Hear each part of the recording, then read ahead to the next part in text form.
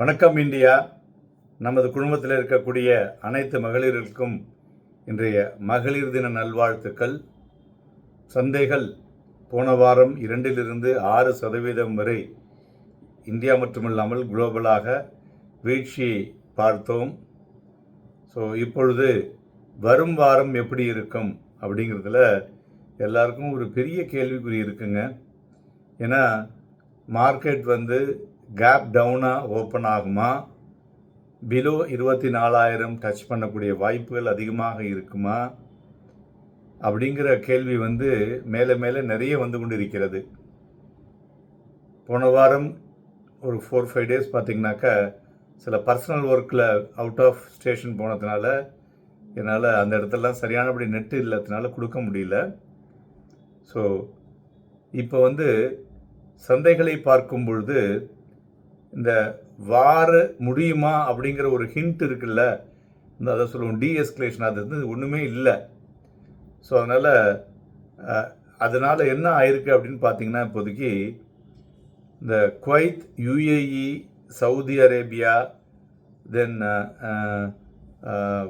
Qatar, Iran, இவங்க எல்லாமே ஒரு partial shutdown in oil production அப்படின்ட்டு சொல்லியிருக்காங்க. அதாவது இந்த ஒபக்கில் இருக்கிற கண்ட்ரிஸ் எல்லாருமே பார்ஷியல் ஷட் டவுனை அனௌன்ஸ் பண்ணியிருக்காங்க. இதுமாரி குளோபலாக எல்என்ஜி சப்ளையும் 20% கட் ஆகிருக்கு. ஸோ இது என்னன்னாக்கா இதனுடைய இம்பேக்ட் என்ன இருக்கும் அப்படிங்கிறத பார்ப்போம். மேலும் நேற்று தினமே பார்த்தீங்கன்னாக்க இங்கே லோக்கலாக நம்மளுடைய கேஸ் ப்ரைஸு டொமஸ்டிக்கு 60 ரூபாயும் கமர்ஷியலுக்கு 115 to 120 ரூபாயும் ஏறி இருக்கு. ஸோ இந்த ஒரு அழுத்தம், அதனால் க்ரூட் ஆயில் ப்ரைஸ் ஆல்ரெடி $92 கிட்டத்தட்ட நிற்குது. ஒரு 4 வருடத்தினுடைய உச்சத்தை தொட்டு நிற்கிறது. இப்போ மறுபடியும் பார்த்தீங்கன்னா $100 per barrel அப்படிங்கிற அந்த இலக்கை தொடக்கூடிய வாய்ப்புகள் ரொம்பவும் அருகாமையில் இருப்பது போல் தெரிகிறது. ஸோ மெயினாக இந்த ஷட்டிங் டவுன் அப்படிங்கிற ஒரு வார்த்தையை உபயோகப்படுத்தியிருக்காங்க இல்லையா, இந்த ஆயில் ஷட் டவுன் ப்ரொடக்ஷன் பண்ணாலே இது என்னன்னு பார்த்தீங்கன்னாக்கா ஒரு சிம்பிள் ப்ராசஸே இல்லைங்க. அது மறுபடியும் இந்த ரீஸ்டார்ட் பண்ணுறாங்கல்ல, அது கிட்டத்தட்ட 1 மாதத்திற்கு மேலே பிடிக்கும், அந்த தாமதம் இருக்கக்கூடும். ஸோ அதனால் க்ரூட் ஆயில் ப்ரைஸஸ்லாம் அதை வச்சு நம்ம போன வாரமே சொன்னோம்ல, இந்த பண்டிகை நாட்களில் எப்படி இந்த ப்ரைஸஸ்லாம் ஜாக் பண்ணி விற்கிறாங்க, அதேமாரி ஒரு ஆர்டிஃபிஷியல் ஃபியரை க்ரியேட் பண்ணி ரேட்டை ஏற்றக்கூடிய வாய்ப்புகளும் இருக்கக்கூடும். ஸோ இதை மாதிரி ரேட்டை ஏற்றும் பொழுது நம்மளுடைய தங்கத்தினுடைய ப்ரைஸ் இருக்குது பார்த்தீங்களா, அதில் ஒரு பிரேக் எடுக்கும். ஏன்னா ஆயில் டாலர் ப்ரைஸ் பறக்கும். ஸோ அதனால் தங்கத்தில் ப்ரைஸில் ஒரு பிரேக் வரும். அதேமாதிரி சில்வர்லேயும் பார்த்தீங்கன்னாக்கா மெயினாக அந்த கமர்ஷியல் ப்ரொடக்ஷன் ஆக்டிவிட்டிலையும் ஒரு செட்பேக் வரதுனால சில்வர் கமர்ஷியலாக இருக்கிறதையும் அதுலேயும் ஒரு பிரேக் வரும். ஸோ அதனால் நம்ம இத்தனை நாளாக அதை ஒரு சேஃப் ஹெவன்னு சொல்லியிருந்தோம்ல, அதுலேருந்து மாறி இப்போ அது அதுவும் ஒரு பிரீத் எடுத்துக்குது. இதனால் ஏறினதில்ல ஓட்டத்திலிருந்து அதுவும் ஒரு பிரீத் எடுக்கும் அப்படின்னு சொல்லலாம். அதனால் இப்போ மெயினாக ஒரு 5 ட்ரிகர் சொல்லலாங்க. 5 ட்ரிகரில் எதெல்லாம் பார்த்தீங்கன்னாக்கா, முதலாவதாக யூஎஸ் இஸ்ரேல் ஈரான் வார். ஸோ இதனுடைய பெட்டர் கிளாரிட்டி இன்னும் வரலை. ரெண்டாவது க்ரூட் ஆயில் பார்த்திங்கன்னா பர்சிஸ்டன்ஸாக ஏறிக்கிட்டே இருக்குது. ஸோ அதுவும் ஒரு கவலைக்கிடமான விஷயம். க்ரூட் ஆயில் ஏறினா மார்க்கெட் இறங்கும். அதுவும் $100 போச்சுனாக்க மார்க்கெட்டில் ஒரு செல்லிங் ப்ரெஷர் கண்டிப்பாக வரும்.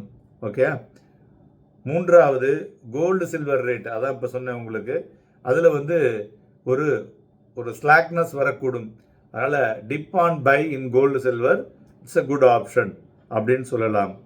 அடுத்தது டாலர் பார்த்திங்கனாக்க அந்த பெட்ரோ டாலர் இன்க்ரீஸ் ஆகிறதுனால கோல்டு விழக்கூடும்.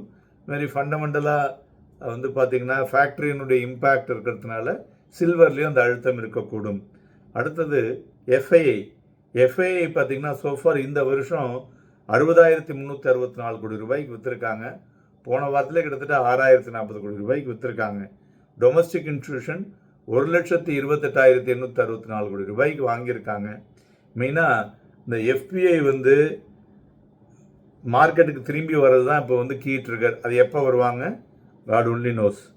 ஸோ அதுமாதிரி நம்மளுடைய டொமஸ்டிக் இன்ஸ்டிடியூஷன்ஸ் இருக்குது பார்த்தீங்களா, அவங்களும் இந்த மியூச்சுவல் ஃபண்ட்ஸ் எஸ்ஐபி இன்ஃப்ளோவும் தான் நம்மளுடைய இந்தியாவுடைய மார்க்கெட்டில் ஒரு பெட்டர் மூமெண்ட்டை கொடுத்துட்ருக்காங்க. ஸோ அவங்க தான் வந்து ஒரு மாதிரி இந்த லெவலில் நிறுத்தி வைக்கிறதுக்கும் முக்கிய காரணம்னு சொல்லலாம்.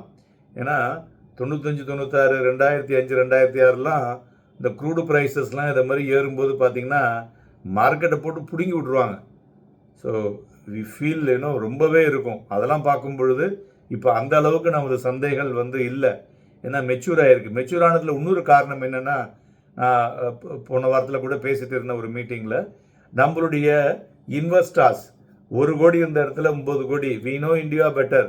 ஸோ 9 கோடி மக்கள் மார்க்கெட்டுக்குள்ளே டைரெக்டாக உள்ளே வந்திருக்காங்கல்ல, அதனால் அந்த அளவுக்கு வந்து பெருசாக வந்து அப்படி இறக்க முடியாது. ஸோ அதுவும் ஒரு காரணம் என்று எடுத்துக்கலாம். அடுத்தது 4வது ட்ரிகர் என்னென்னா இன்ஃப்ளேஷன் டேட்டா. இது வந்து நியர் டேர்ம் சென்டிமெண்ட்டை நமக்கு வந்து ஒரு பெட்டராக கொடுக்கக்கூடியதாக இருக்கக்கூடும். சென்டிமெண்ட்டே ஒரு ஷேப் பண்ணக்கூடியதாக இருக்கக்கூடும். ஏன்னா மார்ச் 12 அன்னைக்கு நம்மளுடைய சிபிஐ டேட்டா இருக்குது, இந்தியா மற்றும் இல்லாமல் உலகம் பூராவும் இருக்குது. இது வந்து ஒரு பெட்டர் ரியாக்ஷன்ஸை கொடுக்கக்கூடும். மேலும் நம்மளுடைய macro economic datas and quarterly ரிசல்ட்ஸ்லாம் இதுவரை ஒரு சப்போர்ட்டிவாக இருந்திருக்கிறது. இதற்கு பிறகு வரக்கூடிய அழுத்தத்தை வைத்து தான் நம்ம வந்து ஃபர்தராக வந்து ஃப்யூச்சரை சொல்ல முடியும் இல்லையா. அதுமாதிரி நம்மளுடைய வாலட்டிலிட்டி இண்டெக்ஸ் பார்த்தோன்னா போன வாரம் முண்டியே கிட்டத்தட்ட மோர் தென் 40% ஜம்ப் ஆகிருக்குங்க. அதுவும் வந்து பார்க்க வேண்டிய விஷயம் என்று சொல்லலாம். அடுத்தது பார்த்தோன்னா நம்மளுடைய இந்திய ரூபாயினுடைய மதிப்பு மறுபடியும் pressure under pressure due to strong US dollar. So அதனால் இதனுடைய இம்பேக்டும் சந்தைகளில் வந்து இருக்கக்கூடும் என்று எதிர்பார்க்கலாம். ஸோ இப்போ நிஃப்டியை பொறுத்தவரையிலையும் இம்பார்ட்டன்ட் சப்போர்ட் ஜோனுக்கு தள்ளப்படும் இந்த வாரத்தில், அதில் எந்த விதமான சந்தேகமும் இல்லை. ஸோ அதை வைத்து பார்க்கும் பொழுது பார்த்திங்கன்னா இந்த இம்பார்ட்டன்ட் சப்போர்ட் ஜோன் அப்படிங்கிறது இந்த 24,200, 24,000. ஸோ இதுக்கு கீழே வீழ்ச்சி அடைந்தால் சந்தைகள் என்ன ஆகுன்னா 23,847.85 நோட் பண்ணிங்க. 23,847.85, 23,847.85. அதுதான் வந்து ஒரு தீர்மானமாக எடுக்கக்கூடிய சப்போர்ட்னு சொல்லலாம். அது உடைந்தால் அதிலிருந்து ஃபர்தராக எப்படி போகும் என்பதை பின்பு பேசுவோம். அடுத்தது பேங்க் நிஃப்டியை பொறுத்தவரை பார்த்திங்கன்னா அதுலேயும் ப்ரெஷர் இருக்கத்தான் செய்கிறது. இந்த 57,500லேருந்து விழுந்ததுன்னு வச்சுங்களேன், 57,057.85, 57,057.85 ஒரு ஸ்ட்ராங் சப்போர்ட்டாக இருக்கக்கூடும்.